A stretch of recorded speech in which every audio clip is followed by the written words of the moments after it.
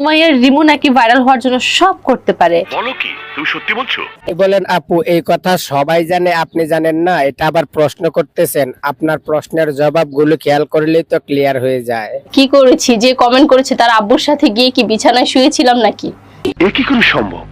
সবই সম্ভব। কথাগুলা শুনে বুঝতে পারছেন না? যারা কমেন্ট করেছে তাদের আব্বু, মানে কয়জন লোক কমেন্ট করেছে বুঝতেই তো পারছেন। সবার আব্বুর সাথে শুয়েছিল।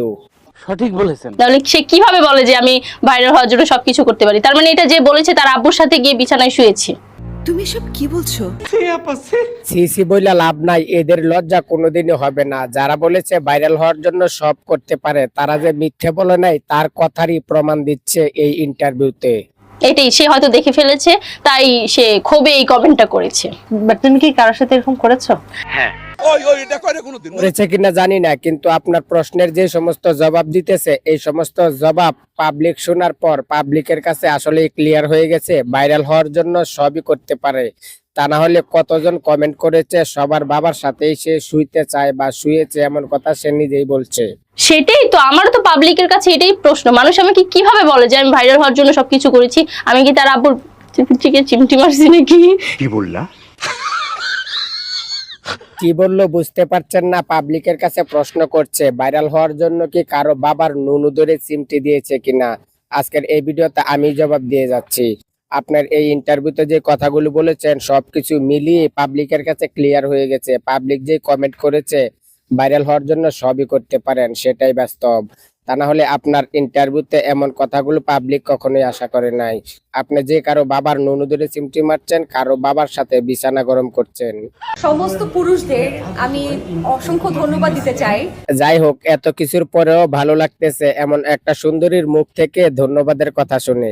জি স্যার, আপনি ঠিক বলিয়াছেন। আমার জীবনে যে পুরুষরা এসছেন তাদের প্রত্যেকের সাপোর্ট ছাড়া আজকে হয়তো আমি যতটুকু অ্যাচিভ করেছি অতটা অ্যাচিভ করা হতো না।